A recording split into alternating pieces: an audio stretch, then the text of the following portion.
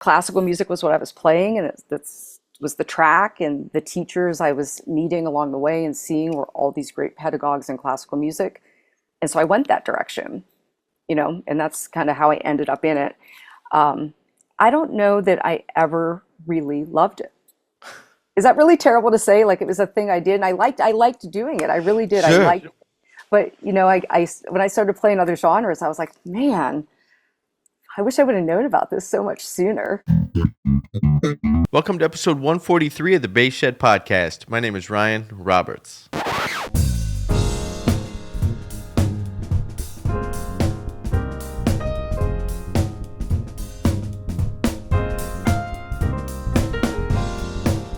Hey everybody, welcome back to the Bass Shed Podcast. I'm your host, Ryan Roberts, and on this episode, we are talking to bassist and recording artist Trish Imbrogno.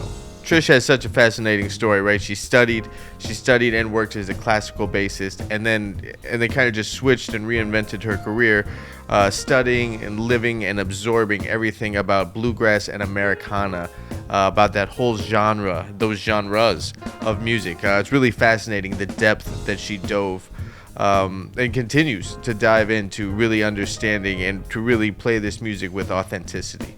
Trish has just released her new EP titled Bluegrass Love Songs Volume 1. We will talk about that, and we'll talk about the journey, we'll talk about the recording process, we'll talk about so many aspects of switching the genres like she has, and what this project has meant to her. All right, before we dig into the interview, please make sure you are subscribed to the Bass Shed Podcast. If you are listening on YouTube, please make sure to hit the subscribe button, hit the little bell, make sure that you get notified about new upcoming episodes. And if you are listening to the audio version, please hit subscribe wherever you enjoy listening to podcasts. All right, Bass family, memberships at thebassshed.com are now available. Stop by the website, thebassshed.com. Check out the different memberships, and you can use the promo code POD1, that is POD and the number 1, for your first month free. All right, as I mentioned, my guest on the episode is Trish Imbrogno, a double bassist with a deep classical training and background and history, and then pivoted into bluegrass and Americana. It's a very, very interesting story. She has worked with a lot of fantastic musicians. She has a new EP out titled Bluegrass Love Songs Volume 1. It features some incredible musicians, and it's I'm really inspired by the depths in which Trish goes to really get the genre, to really absorb the genre. That's really inspiring to me. And here it is. Here's my talk with double bassist and recording artist Trish Imbrogno. Trish, thanks for being on the show. Thanks, happy to be here. You have a fascinating story. You went to school as you're a double bassist. I am. Yeah, let's start with that. You went to school and got a degree in classical performance, correct? Correct. And you said I'm a double bassist. I'm only a double bassist. I don't play any electric bass. I'm very terrible at it. Let's hit pause on where I was going. Let's stop there. What's been your time on the electric bass, and then at what point were you like, yeah, that's not my thing? Well, I kind of wish it was my thing. So right there, I'd get more gigs. But no, I played in a rock band in high school, heavy metal stuff. And Sure. When I started studying classically in college, it eats a lot of your time. You have 5 hours your day in a practice room, and it was just kind of it wasn't possible. And then the focus became only classical music, and it just fell by the wayside. Yeah, okay. So then nowhere along the travels, it got back into the lexicon of bass playing? Never picked it back up. No? I mean, I own a bunch, thinking I am going to pick it back up. So you own more than one, and you don't play at all? I own 3, and I don't play at all. Okay, well, what do you got? What's the gear? So I just have an acoustic, I think it's a Dean. They're all just they're not really great basses. Sure. And then, what is it? They're a European company. They make really kind of cheap cost instruments, but they're great instruments. Harley Benton. I know of the brand, yeah. Yeah. So nothing really extravagant. And then I bought in a thrift store one time a bass that has a daisy bottom, like it looks like a daisy. So Really? it's That's unique. It's really cute. It's a short scale. I think it's a kid's bass. What's the name on the headstock? I have no idea.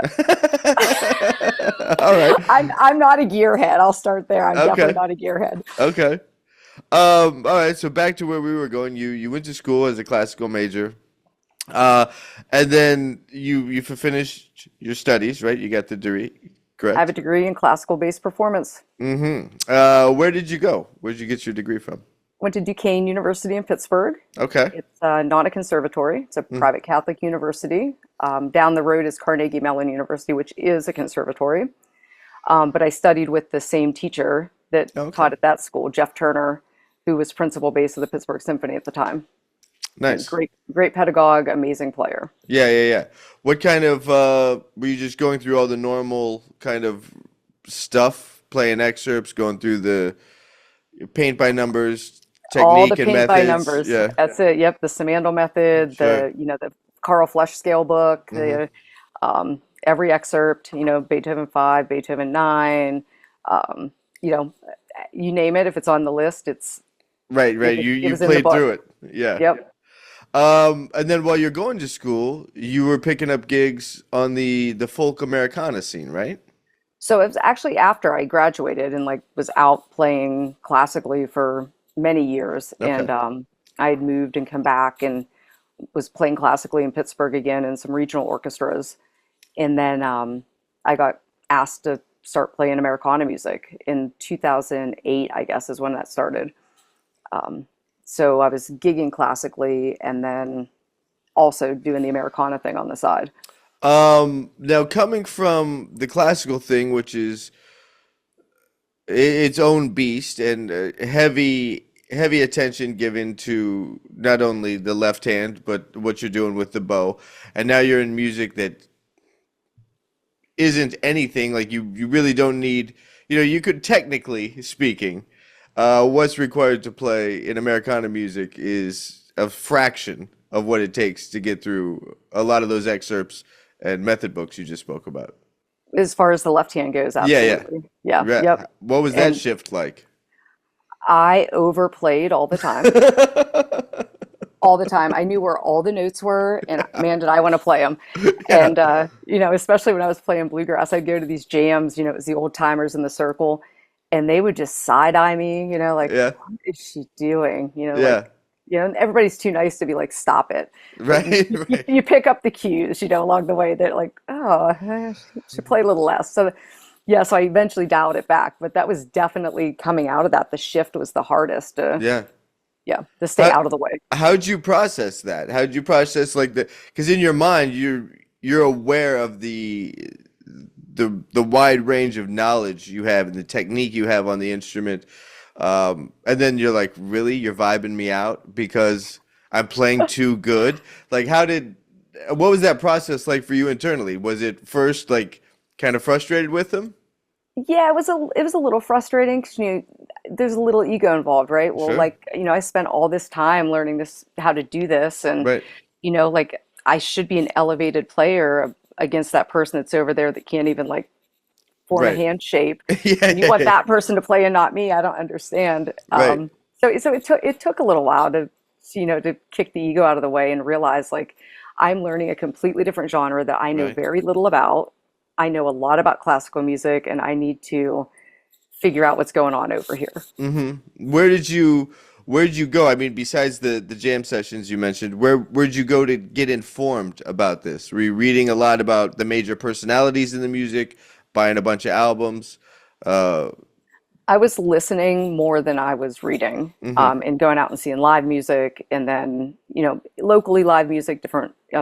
I say old timer bands, but like they're the more traditional bluegrass bands in the Sure. area, and the folk and Americana bands, and really the nationally touring folks too, and buying recordings was a little bit of the process. But I also really liked people like Chris Wood and Edgar Meyer, so like I'm still hearing this like Right. American music with this crazy bass on it. So Yeah. like it still was like, well, why can't I do that? But I'm also not Edgar Meyer or Chris Wood, so I realized that pretty quickly too, that those guys are, I think, from another planet. Yeah, So it's you know, so insane. It's so so that insane. I think that's kind of was like the point where I started to dial it back, where I was like, look, I can't do what these guys are doing, Mhm. and there's this thing that's happening that seems to really be working in the genre, and I should really dial this way.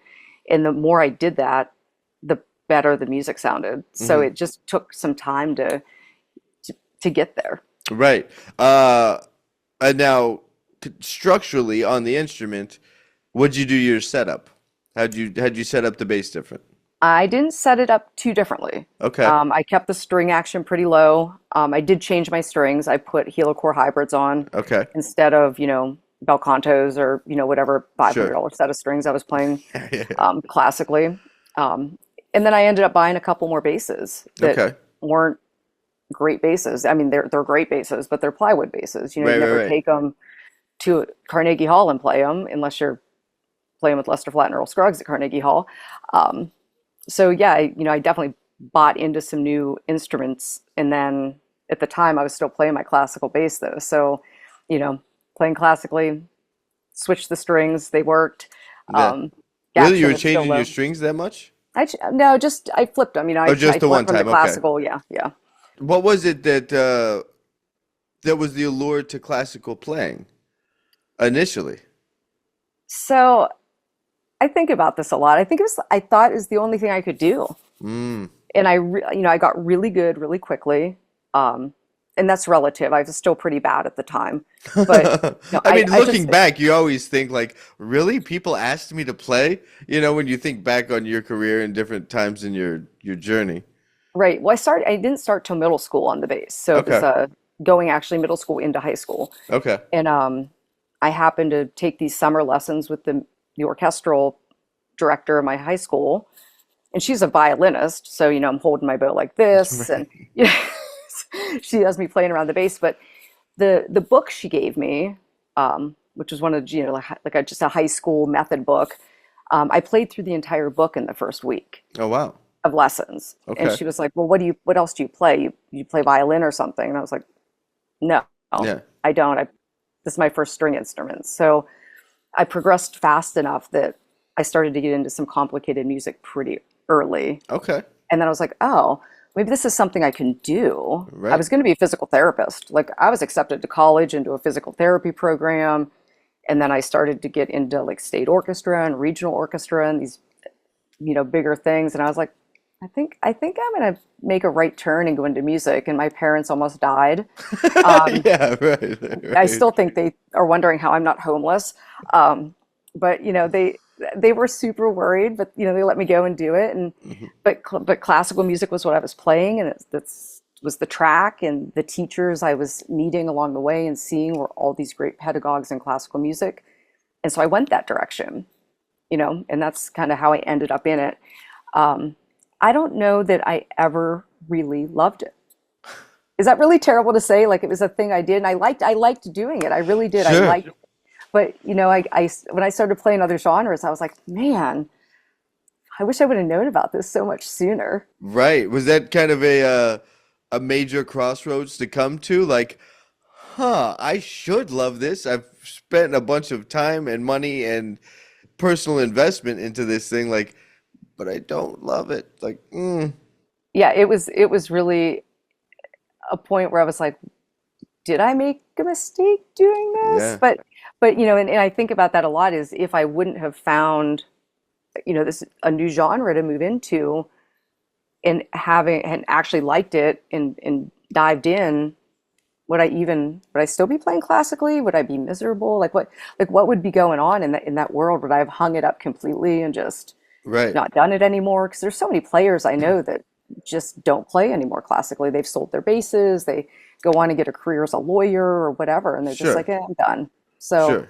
so that crossroads, I'm glad I made the turn and did it because I love playing music. Right. So it kind of just ran its course, the classical It sure did. It was a little bit of a nature. burnout. Like people Yeah. burn out in their careers. I think it was a burnout, and you know, I mean, I think that happens a lot, just burnout in general. Like classical, freelance classical playing is not a part of my career. But I think in everything, like you do it long enough and you do it enough that it all becomes the exact same. And you're just like, this isn't what it felt like when I started playing. There's not the excitement to play. It's just, you just show up and you just do the job. And And maybe some people, it's not that for them. I found myself there, and maybe you did playing classical. It's just like there's got to be more than this out there. Absolutely, and it was regional orchestras. I wasn't playing in a top 10 making six figures. So it Hmm. was, drive 2 hours, play a 3 hour rehearsal, drive home 2 hours, Oof. learn the music for the next whatever hour drive or 2 hour Right. drive, or, and then it was, the orchestras are always too big for the stages. So the basses are in the curtain in the back, and it was just so much stuff that Sure. time, to your point, time after time, it was just like I was dialing it in and like, okay, like what's in the folder this week? It's, Right. um, Yeah. where do I have to, what do I have to work on this week? And Yeah. just not really, Exactly. It's just not like, really invested, I yeah, guess. when I was doing just a lot of freelance stuff here in LA, it's just like, okay, what bass do I need? What's the costume? Is it necktie or bow tie? Like, let's just go. It's all the same. Let's just go do it. Yeah. How do you speak to students about burnout and navigating burnout? So, I don't teach a lot, but the Hmm. people when I do teach, I immediately tell them to diversify their portfolio, right? Like Yeah. whatever they're coming to me for, if they're coming to me for classical instruction, I'm going to show them fiddle tunes. If they're coming to me for bluegrass or Americana, I'm going to get them reading music so they have that skill set, right? So Right. that they can do something else and they're informed that it's out there. Like, Yeah. hey, did you know? Like, I know you're coming for this, but don't hesitate to veer right. And especially fiddle tunes, man. Like, I wish instead of excerpt books, someone would have given me a bunch of fiddle tunes and said, play these. There's string crossings, like the articulation, the bow patterns. Those are Right. so difficult. And then instead you're just playing through like weird scale patterns and Right. Right. Right. what Yeah. page 62 and 63 of the Samandal book with all the triplets and Right. yeah. Right. Yeah. I didn't even have like the Samandal book memorized. It's funny that you can reference that deep. I know enough to not do any more Samandal. I, Same. I yeah. do go back and practice a little bit so I can continue to read, but Yeah. not Um, is that's, I mean, it didn't seem like reading would be a big part of the Americana world, just like a lot of chord charts at best. a lot of chord charts. Yeah. And the nice thing is if somebody does write something out, like, hey, I really want this line, Oh, that's cool. Yeah. I can absolutely play that line for them. Right. It Right. isn't prescribed very often, but if someone really wants it, it's all right. Oh, You got yeah. it. Do you still check in with the just the classical technique studies, not just the Samandal thing, but keeping the bow in shape and doing all that stuff? I took my bow out for the first time in a year about a week ago, Okay.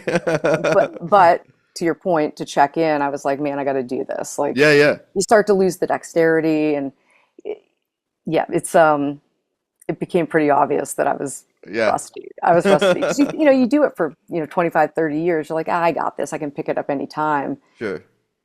and it goes much more quickly than it Right. than Then it you, came along. yeah, yeah, yeah, exactly. So getting into the bluegrass nature of things, let's pick this up in our timeline. You graduated, uh, then you're like a classical bassist who's going to the jams and getting plugged in. When did that really become a full-time thing? So it was 2018 was when I took my last orchestral contract, Okay. and what was happening was by the time the contracts would come out for the season, I was booked for those weekends playing gigs with bands. Yeah. So I was like, well, I'm not going to give up this gig over here that I really like doing Right. for this thing that I'm starting to figure out that I'm probably not really invested in anymore. Did you weigh I'm sure you weighed the financials of it, like, okay, the contract will be this versus like, okay, I got this run of gigs and most likely I'll pick up more. So, Absolutely. yeah, And what I learned when I started doing that math with all the driving for the orchestral stuff, all the work I was putting into the music, sure. you're making a lot less per hour Right. than another genre that because of my background, I think because my background in music was so strong that could pick up this quote unquote simpler music, and I don't mean that in a bad way, Sure. because it's highly difficult, the intricacies of bluegrass and the counterpoint. Yeah. But harmonically, it was like, well, this is easy. Like I can pick these tunes up much quicker than I Right. can over here. So it definitely was weighing out that I could fit more gigs in, and sometimes there were higher paying gigs per hour than I was doing on the other side of the house. Bluegrass is secretly a very nuanced, well, it's not secretly nuanced, but it's difficult because of the nuance. The misconception is that it's easy. It's not. It's nuanced, and all those nuances are so particular that if someone's not doing it right, it sticks out. It's incredibly noticeable. Uh, how was it making that shift and understanding, like, you either play what's on the page, right, with three other folks, but now it's all on you, and this idea of like rock solid time feel is now generated by you instead of your time feel being dictated by a conductor. I learned I have actually pretty good timing, and I'm Great. going to thank Jeff Turner for that. Okay. I used to go in with a drumstick my freshman year in a percussion book Yeah. and tap out rhythm Okay. patterns to a metronome. Great. And through my entire college career, and I mean my entire career, I never practiced without a metronome. Yeah. So I had a really good foundation. But finding that I was in charge of that was tricky because if I was playing with people, it's like, well, wait, they're moving. Am I supposed to move with them? The mandolin player is pushing a little. The guitar solo is dragging a little. Like what do I do? So it took some time to figure out how that works Yeah. in keeping the ensemble together and not being kind of like a dictator Right. of the time, because it turns into shoes in a dryer. Right. If like I feel like that should be the name of the next single. it might be Yeah, actually yeah. shoes in a dryer. Yeah. That's actually, I describe, sometimes I go out and see music and I'm like, ugh, Yeah, that's pretty shoes in a hilarious. dryer. But you know exactly what it sounds like, right? Absolutely. Yeah. So there was some of that, in at first, I was like, it's my job. It's my job. And then the more you play the genre and talk to pros and talk to people, they're like, no, it's not your job. Right. It's everybody's job. And it's not your job to keep everybody in time. Everybody needs to have good time together as the ensemble. So it did take some time to navigate that. And off the page, man, I didn't know what to play harmonically. I had theory training, but I was analyzing piano scores. Like there wasn't a lot of practical application in classical music back to the bass. So, someone's telling me, well, the changes are E, A, D, G. I'm like, cool. What do I play between Yeah, them? yeah. Besides that, what else Besides happens? that, Yeah, right. and even just remembering changes, like I would on a piece of paper write E, A, D, G because I wasn't quite sure I was going to remember what order those changes went in. So that took some time. My ear wasn't necessarily great because you don't really have to listen for changes in the classical world. You play what's on the page, and yes, harmonically you're listening, like that, okay, that's going to go to a five of the chord, but you don't have to know to go with that because it's on the page. So Right. it's a very passive exercise in another genre where if I hear someone playing a 1/7, I know we're going to the 4 now Exactly. in the chorus, right? Right. So, but that was a whole retraining of the theory that I knew and how to actually apply it. And I mean, just how often, like the tradition of bluegrass and country music is similar to jazz in the sense of like, okay, what is this an adaptation of? Like, okay, this is going to be a blues, but we hang on one for an extra 4 bars before we go to, and you start to see these reoccurring patterns. Whereas within the classical form, you're maybe not thinking about that.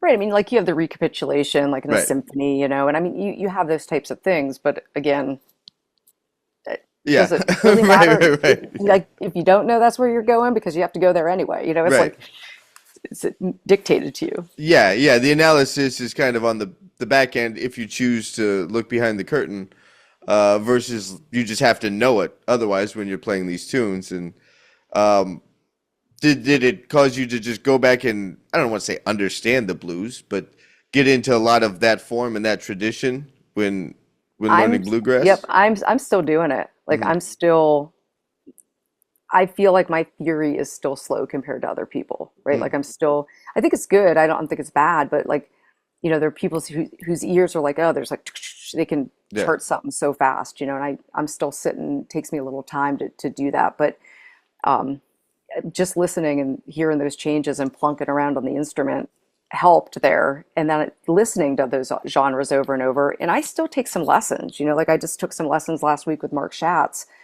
And, we did a bunch of blues licks and patterns on the upright, and Okay.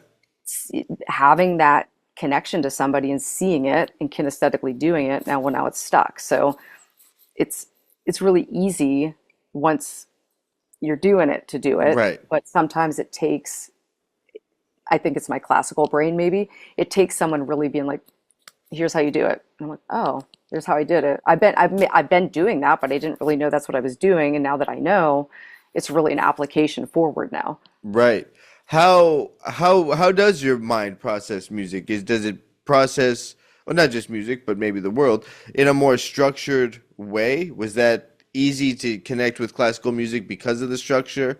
And then you get into bluegrass, which is, it's kind of a street music. It's this kind of folkloric thing that's just passed down with no formal training, no publications. It's just, you just know it kind of, and you just know it by doing it.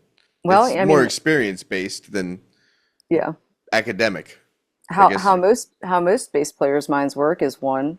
Right, One. right, right. Yeah. But no, it's I mean, and there are patterns, in the various in forms of tunes, like fiddle tunes. Is it A A B B? Is it A B? Is it, the instrumentals are often set up like that. And then Sure. again with the changes, it they're similar, right? Like Yeah. the melodies sometimes are what change a song in bluegrass. Right. There are times where I'm playing the exact same progression Sure. under two songs, like length of measures, length of phrases, but the melody has changed now, and it's Right.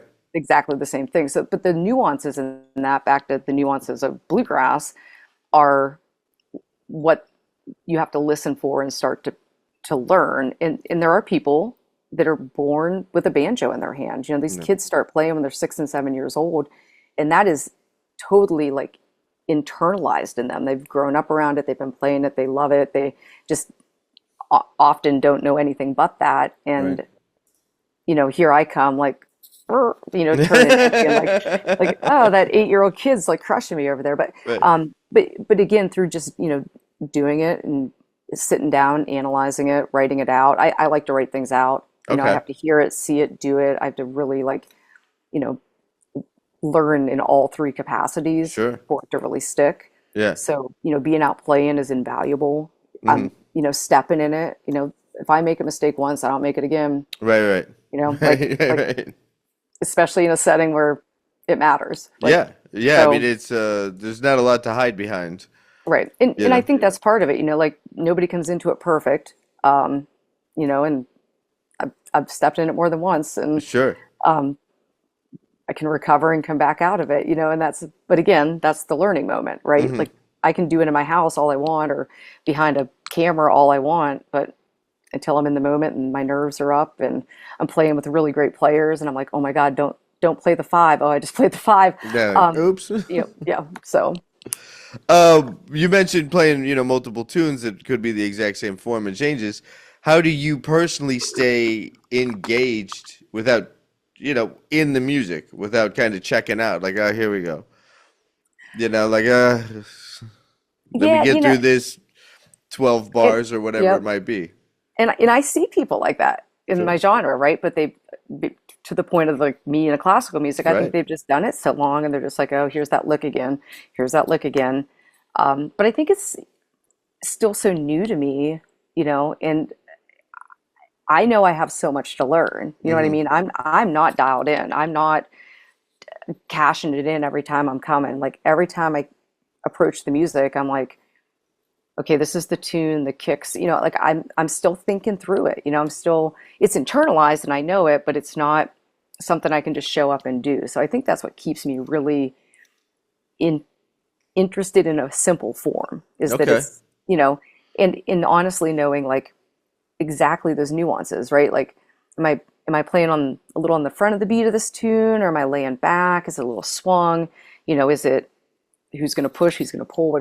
You have to be there for this music.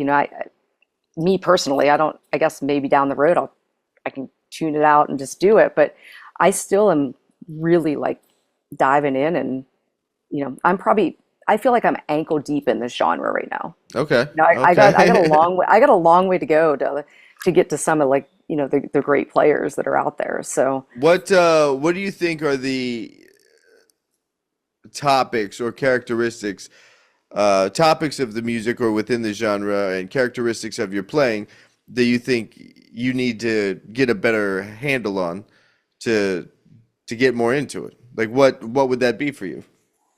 I am a terrible slap bass player. Me too. But I'm not interested in it. I was showing it to a student the other day, just that it exists, and I'm like, yeah, I don't do it. Like I'm out. Kind of, I'm there, Yeah. because there are people that do it way better than I do in way better time. Yeah. And it would take me so long, I think, When to people catch do up. it, I love it. Oh, it's so good Yeah. when it's good. Yeah, right. Um, Yeah, yeah, that's with everything, but yeah. Yeah, but when it's really happening, that's really happening. Right. But I'm not interested enough to like practice it.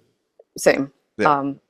And then, that right hand technique is still something that I'm working on overall. Soloing, like how do I really build a good bluegrass solo, other than playing over arpeggios or Right. playing the melody for 4 bars and then just noodling around. What really makes a good bluegrass bass solo?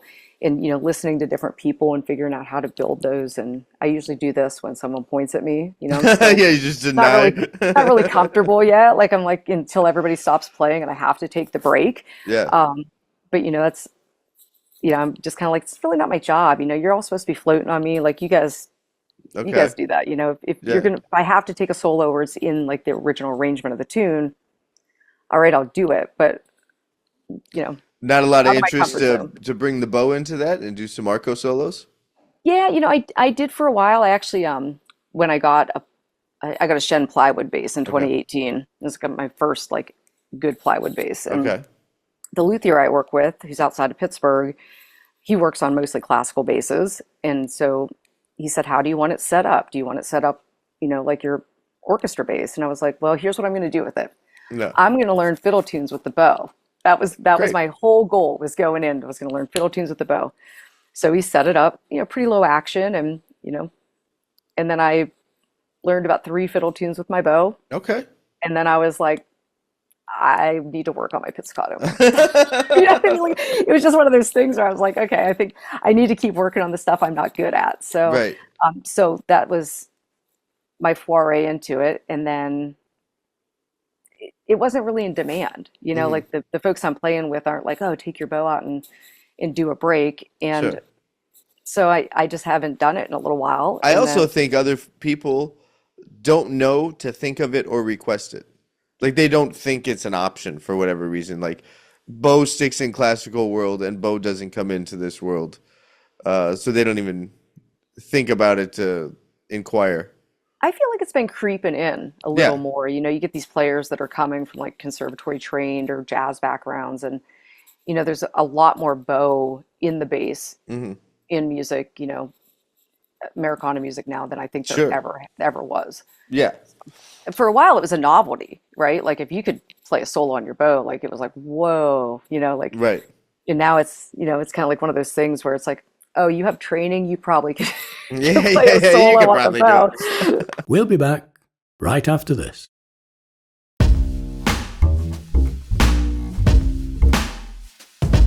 All right, I'm super excited about this, folks. The Bass Shed has partnered with Woodcraft Guitars to create the Woodshed Bass. This is a custom, vintage-inspired bass with the working bassist in mind. Meaning, it has a lot of latitude, right? It can go a lot of places. You can get a lot of different sound colors out of this bass. Again, the Woodshed Bass. Check it out at thebassshed.com. All right, folks, the Craft Geek capsule music stand. That's right. It's right here in this little bag. It's right here in this little bag. This music stand is an upgrade I didn't even know I need. Use the promo code SHED15 and pick up your capsule music stand today.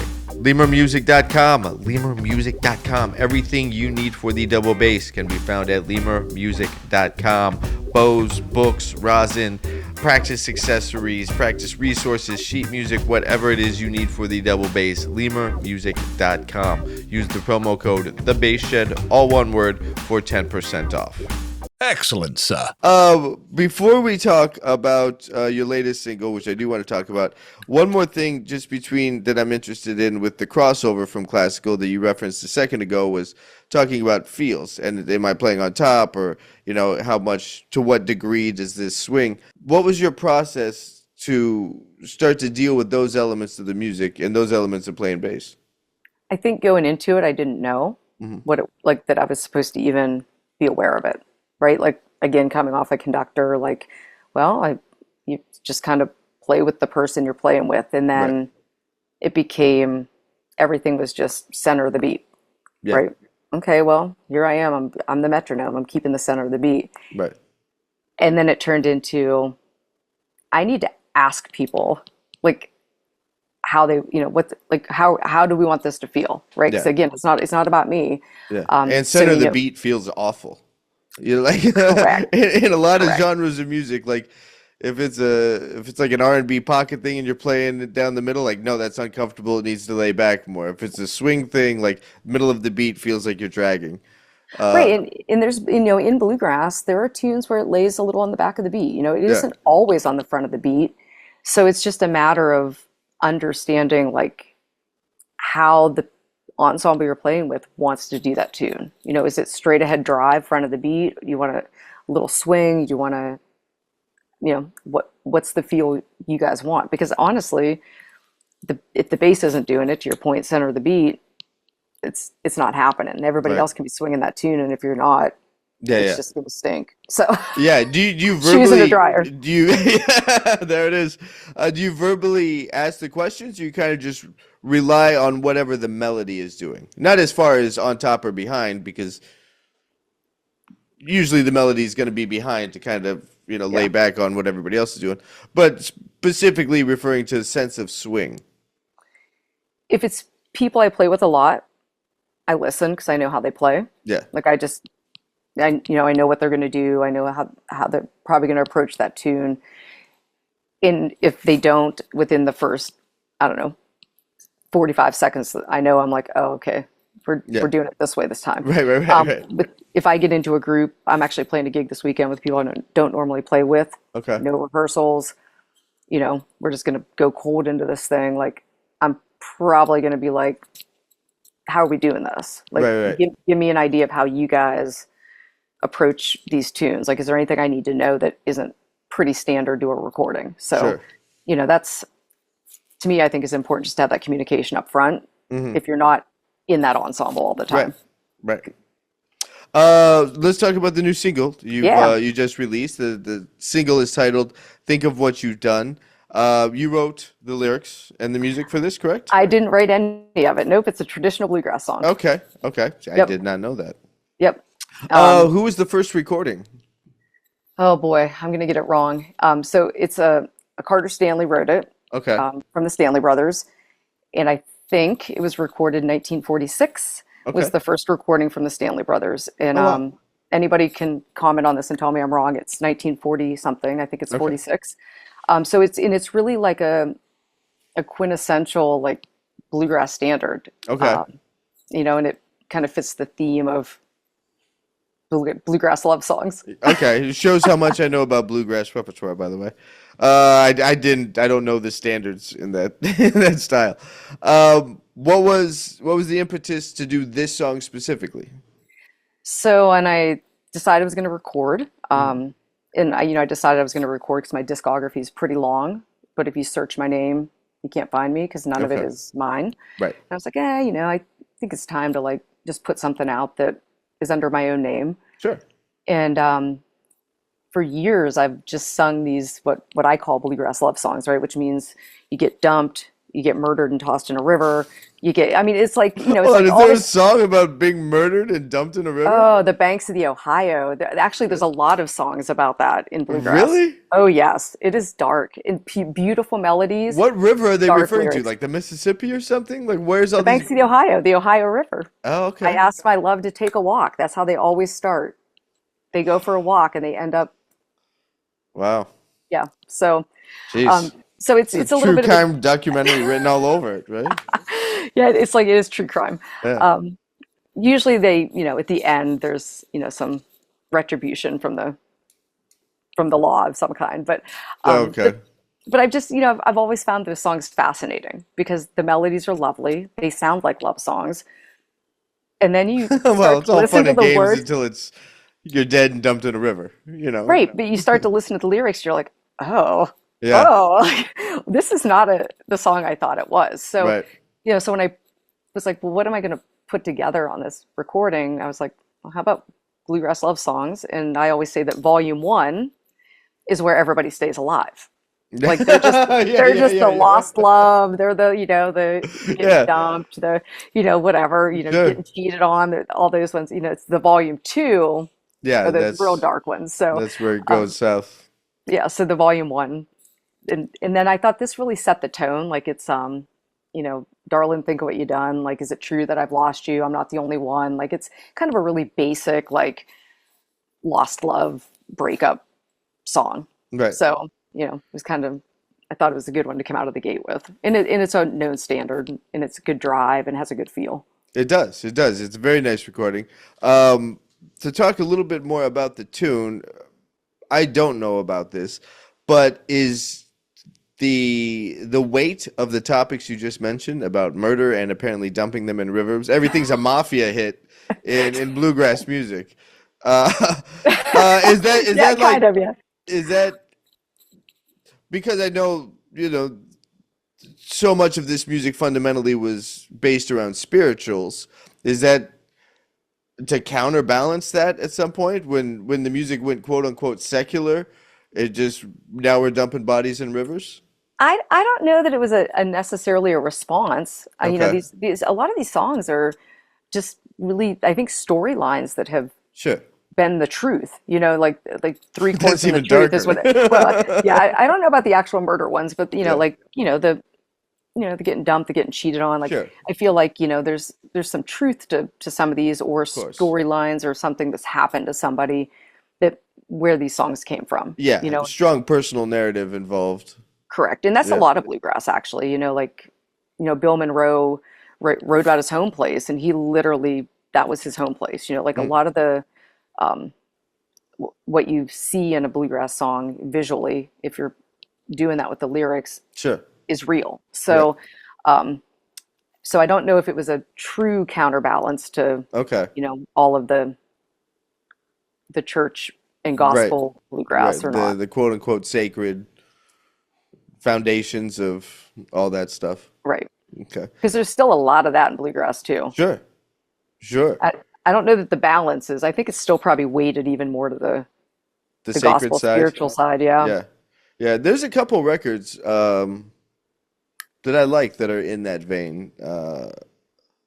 There's a Ricky Skaggs record called Soldier of the Cross. I don't know if you've heard that record. It's a great record. It's like everybody's playing on it is killing. Yep. Ricky Skaggs doesn't play with a slouch. Like Yeah, his bands are yeah. always so good. I mean, he could play Mary Had Little Lamb and it would Right. It be would be amazing. happening. um, have you gone down to the South to like really kind of try to put yourself in that culture? Yeah, I'm a Yankee playing bluegrass, right? Yeah. So, about 2021, right after the pandemic, like kind of, well, actually, what I found out in the South, I don't think the pandemic ever happened, because when I started to I go don't even there, think of things in terms of like Yankee or not. Like Southern California, we're all just surfing and drinking, um, some fruity right, beverage. Yeah. right. But I went down, I started to go to Nashville, and I was like, I should go and immerse myself at least a few times a year and get whooped and Hmm. like get kicked around by people who really know what they're doing in this music. Right. And they And don't know then anything else about music. Well, some of Well, I them mean, do, but I'm not saying that they're dense. I'm saying that they haven't pursued, uh, potentially haven't pursued other styles. yes, Like this is their commitment. yep, there's That's a what I meant large by that. contingent of those folks. Yeah. Now, there's also the folks that study jazz and ended up in Nashville and all that kind of stuff too, and are playing bluegrass. But the folks who have been playing this their whole lives, man, they've got the groove, and it's just like in them, and they just know how it feels, and like, you know, it made all the difference in the world. Like, and I started by going like I'd go for like 5 days, and I'd go to like 2 or 3 jams, and then I'd go for 10 days, and I'd go to twice as many jams, and then I go for maybe 3 weeks at a time, Okay. You and I go picking to up work down there too? a little bit, like once in a while. I don't live in town, right? So like part of me is like I don't want to come to town and take other people's work who live in town because it's Sure. not cheap to live in Nashville. But I do have some friends who, like, when I'm in town, they're like, "Oh, let's play a gig." Okay. So occasionally I'll take a gig while I'm down there, but it's more for me just to get down and continue to play up to people that have been doing this for so long that they know it so well, that What have you noticed about how they play there versus where you're at? man, it's kind of hard to describe. It's just the feel of the music. It's so authentic that I don't know that, like, folks in the North that haven't done this for so long, I mean, or anywhere really. I use the North because it's like, it was definitely a delineation line, but Right. it just doesn't have the same feel, and it's really in their souls, I feel like, and that's just the music that exudes from their hands when they play, or their vocal cords. It's really hard to describe. Yeah. Have you gone like deep south, like Alabama? I haven't done that yet, Yeah. but I'm thinking, I should probably do some Kentucky trips and some Alabama trips. Yeah. And I'd be curious just the difference between cities within the South. well, that's, and Bluegrass started out pretty regionally too, because Right. of the way the radio stations were. They could only broadcast this far. So there were these bands in this area and these bands in this area. And so there is a regional feel. I mean, even around Pittsburgh, we've got our regional feel of bluegrass up here. There's certain tunes that we do in Pittsburgh that I'll go to other places. I'll be like, "Oh, you want to do the Cherokee Shuffle?" Like, they're like, "Oh, yeah, we don't play that a lot here." Right. But we play it every jam in Pittsburgh. Like, it's just like a standard jam tune in our area. Right. So that regional feel is also kind of cool to see what's that repertoire. Like, what are these people playing when they get together, and what's a standard in their head versus what we consider, as our Sure. kind of jam standards. Yeah. When you come back from these trips and you're back now in Pittsburgh, you're playing, do you find yourself having to adjust back to the Pittsburgh sense of time feel? Or are you trying to like really be like, I'm gonna hold on to this Nashville thing. I don't want to bend on that. Yes to both. So Okay. I have to bend, right? Like, Yeah. I'm not gonna come back and impose my Sure. original, like, I'm right, vibe. But I also talk to the people that I play with, and I'm like, look, like, we should think about doing it this way. Like let's try this. Like, let's see if we can make it feel like this. Let's, to see if we can kind of get closer to that more authentic feel of bluegrass. Right, right. Where would be like if you had to kind of think of a few places that are like that's it. That's the mecca of where this music comes from and what it should feel like, and that's it. Like if you were gonna relate it to jazz and talking about, well, it's got to be New York. Like that's where bebop came from. So you got to have that thing to make it sound like that. Where Yeah, would I be mean, the targeted place? well, I mean, Kentucky's where the old home place is, right? Like, that's Uh-huh. where Bill Monroe's from, and that's where kind of the Bluegrass Boys started, and like the name of Bluegrass State, bluegrass music. That's Oh, where is it all that came it? Is from. that really where that Hmm. came from? I never Yep. knew that. Yep. Kentucky's the bluegrass state? It is. Really? Yep. Huh. And then you Interesting. get a little bit of, like, Southern Ohio a little bit, Indiana a little bit, like right around Kentucky. Like, there's some pockets there, but Kentucky's kind of the epicenter. Okay. Um, and there's a lot of festivals there in the summer. there's also a lot of fiddlers conventions like more east, right? Like in Virginia, there's a ton of, fiddle conventions that are, heavily old time and bluegrass based in North Carolina. So, again, regionally, there's a big pocket there, there's a big pocket in Virginia. But I mean, if you want to talk about where like the ground zero was, it was Kentucky. So Okay. So is that where people really kind of go to do the process that you've been on? Is like you go into other places? Do a lot of people migrate to Kentucky to? I don't honestly know. Okay. I don't. Yeah. Um, I picked Nashville because it was a city that I thought was pretty cool, and I knew there Sure. was a lot of bluegrass happening there. And I never really thought to like dig into another state, but you've now intrigued me that I should look at Kentucky for my next trip. But Owensboro, Kentucky is where the Bluegrass Hall of Fame is. So Okay. I've gone there a few times, and they have there's some jams there and events at the museum, and they have a big pickin' party there, like at the hotel next door every year. So there's still a lot of bluegrass happening there. I just don't think it's as maybe organized as some of the like bigger city regions. As a bassist, who were some influential bassists within the genre? Because so many genres have their like Mount Rushmore of who's Yep. who that that go along with it. I don't think bluegrass is regularly thought of to have the same acknowledgement of bass players that like Motown would or jazz would or studio guys or whatever. Yeah, I think within the genre there is, right? Like, I mean, you know, Bob Moore, who played, it was country, he was really a country guy in Nashville. But he was really like, when I started listening to this music, like someone's like, "Do you know who Bob Moore is?" And I was like, "No," and I thought they were going to hit me. So, I was like, "Okay, I got to listen to Bob Moore." Yeah. But then, there's folks like Roy Husky Jr. and Junior Husky, like they were original bass players and coming up through the scene. And there's some really strong players that came around when bluegrass was starting and when bluegrass was growing as a genre, and so listening to those folks has always been something that I'm not really good at, copycatting lines necessarily that they're playing, but for the feel Yeah, yeah. and kind of what are they playing or how much are they playing or Right. what are they doing? Kind of getting a concept from them. Yep, Yeah. yep. And then there's more contemporaries, right? Like you have Marshall Wilborn, Tom Gray. Like I mean, there's folks that have kind of defined what a bluegrass bass sound should be. Okay. Do you know much about what their setup was? Were they playing gut strings?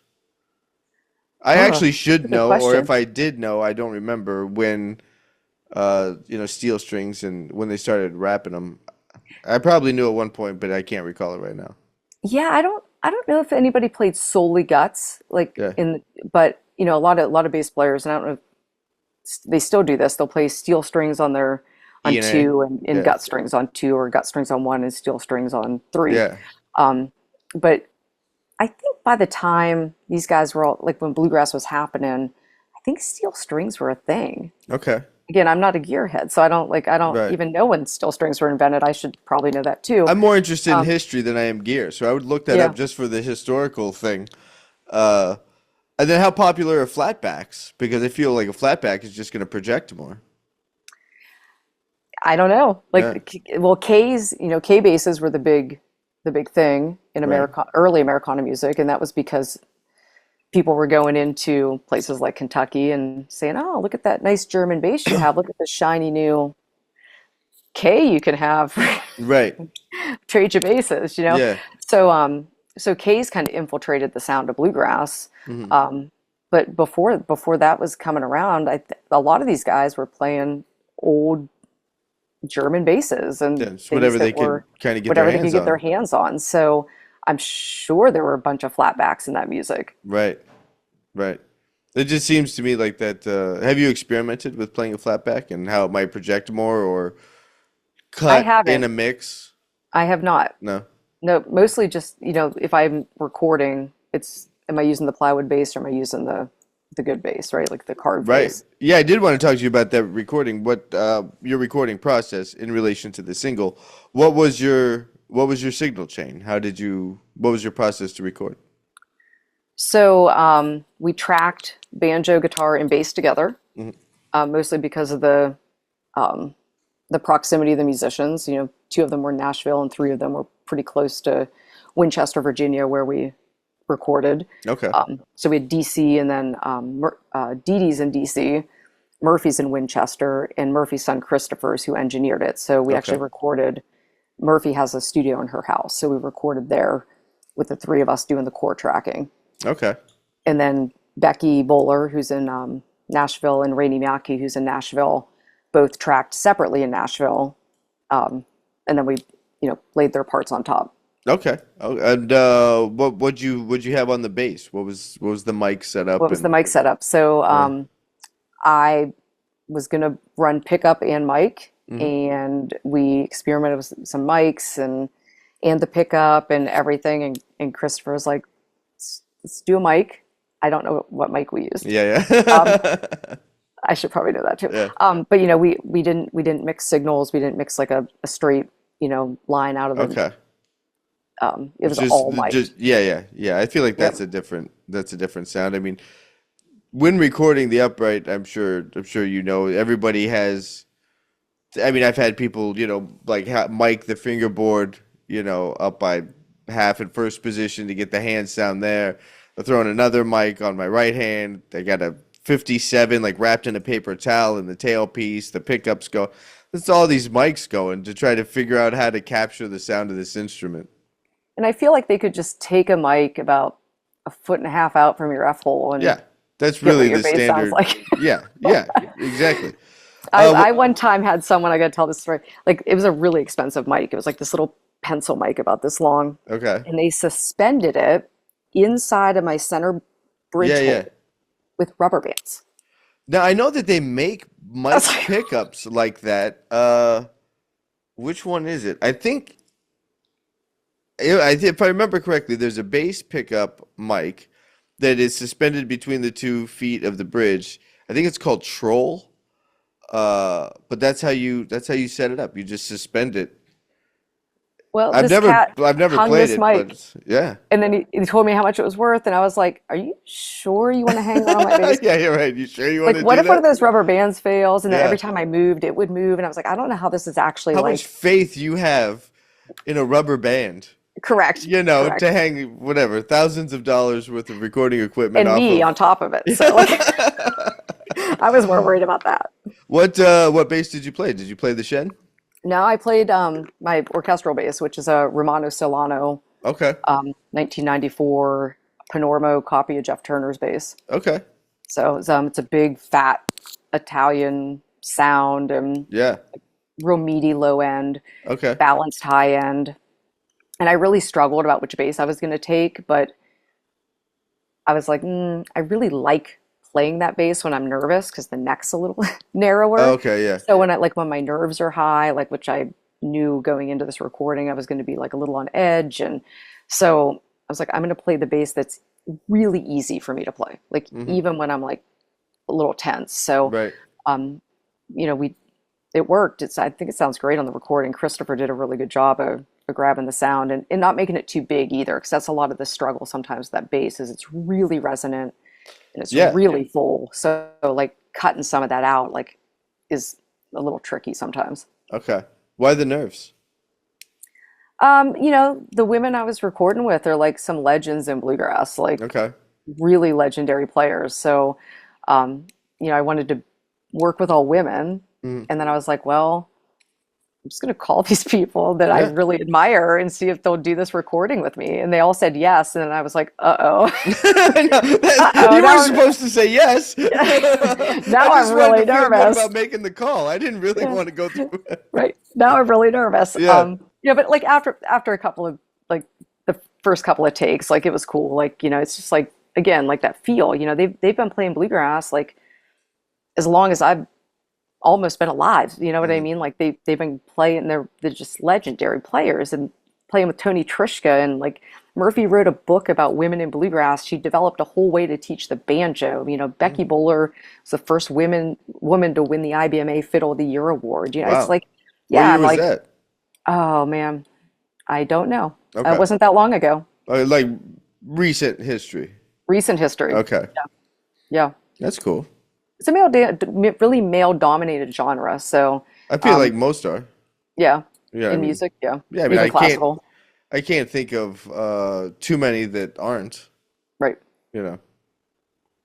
Maybe church choirs. Yeah, probably. Yeah, anything choral is probably not male dominated. Yeah, yeah, Uh, but instrumental, when there's instrumentalists involved, I think it's more yeah. male And dominated. it is almost every genre. Yeah, Yeah. I can't think of one off the top of my head that isn't. Well, it's cool that you did that and made a kind of social statement along with Yeah, the it was, recording. and I play with men all the time. Like Hmm. I play in bands with men all the time. So it was one of those things that I was just like, if I'm going to do this, I just want to do it with a group of women. So How, because they're so prolific and legendary within the genre, what was it like to lock in with them? it's actually not very difficult. Like, Murphy and Dee Dee and I played through a couple of things and we're like, okay, I Yeah, think we're good, and we were in close enough proximity to each other. We could kind of see each other's movements and like, which is helpful. Um, like if I listen to the banjo roll, if I can for sure see her thumb hitting that string, I know like I'm right with her. So okay, there were some things like that that even if I was unsure, right. I had a good visual reference. But no, we locked in pretty quickly. Yeah, it seems like it would be easier because of their time within the genre and them really having a strong feel Right. They for the had a really music. good, yeah, they had a really good groove to that between them. And then Yeah, I was able to kind of just slide in and be part of that groove. yeah, So, yeah. That's great. What else? What else is coming up? so we have another single come off of that in September, Okay, an instrumental single. It's actually a little less dark. It is actually it's actually the Cherokee Shuffle. okay, And so that's a bluegrass love song to Pittsburgh because that's like okay. our song of Pittsburgh. So when I was, deciding what I was going to fill out these vocal tunes with, I was like, I think that's a good, you know, ode to Pittsburgh Sure. bluegrass. And Are and you I building really do a love the tune. Are you building a collection to release as a collection, or just kind of doing singles when it works out to get together with the other members? Yeah, so I did an EP. So we recorded 5 tracks, Okay. and I'm just releasing a couple of singles to kind of put them in the world before I release the EP. Yeah. Sweet. Sweet. What's the title of the EP? Bluegrass Love Songs Volume 1. There it is. Okay. I didn't get that from the people. I didn't get that information. Uh, cool. Is there going to be a volume 2? Are you gonna go into the dark unsolved mysteries I am portion? thinking about it. Yeah. Yeah, I'm thinking about it. How would you? I mean, it's all future. None of this is locked in, but would you change the instrumentation to kind of give a darker mood to those darker tunes? Um, I don't know. It's a pretty standard bluegrass instrumentation. Maybe I'd add a dobro, Okay. add a little resonator guitar for some slidey sound, little Yeah. spooky slidey sound. Yeah. Yeah, I don't know. I All haven't right. I haven't thought heavily about it. Yeah, yeah. Have you I want to been? recover. I want to recover from this one first. What? How long did the process take to record it all? We tracked the core tracks in about 6 hours. Oh, wow. Yeah, That's so the quick. guitar, banjo, bass, and vocals might have been 7 with vocals, but yeah, it was a pretty quick turnaround. And then Becky's session was, I think, 2 or 3 hours, and Rainey's was about the same. So Okay. Okay. yeah, Cool. It's pretty efficient.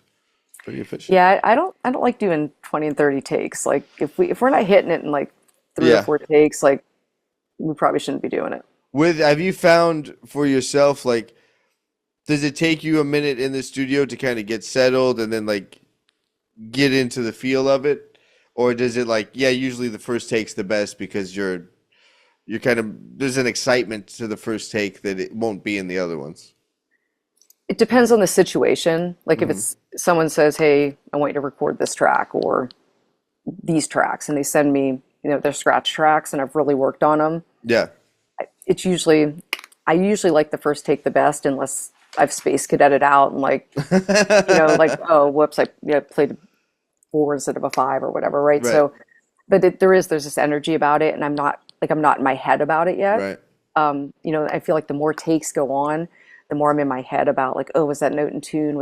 It's just, And then you're trying to like, I mean, it's happened to me where you're just like, okay, I like that part from that take, yep, so I'm going to do that part there, and then I like that one from that, and you're just trying to like kind of piecemeal this thing together, and it's not at all happening. right. And after three, I'm like, let's come back to it. If it Yeah. takes more than three, I want to clear it out and move on to something else. Right, right. Trish, thanks so much for being on. Yeah, thanks for having me. This was great. And then the new single is on all the streaming platforms, correct?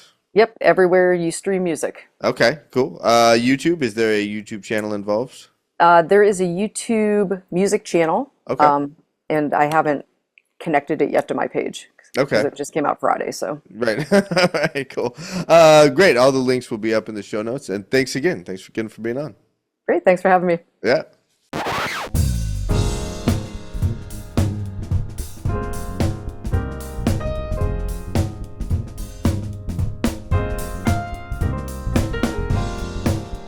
All right. If you enjoyed this interview, please make sure to hit subscribe wherever you are checking out the podcast.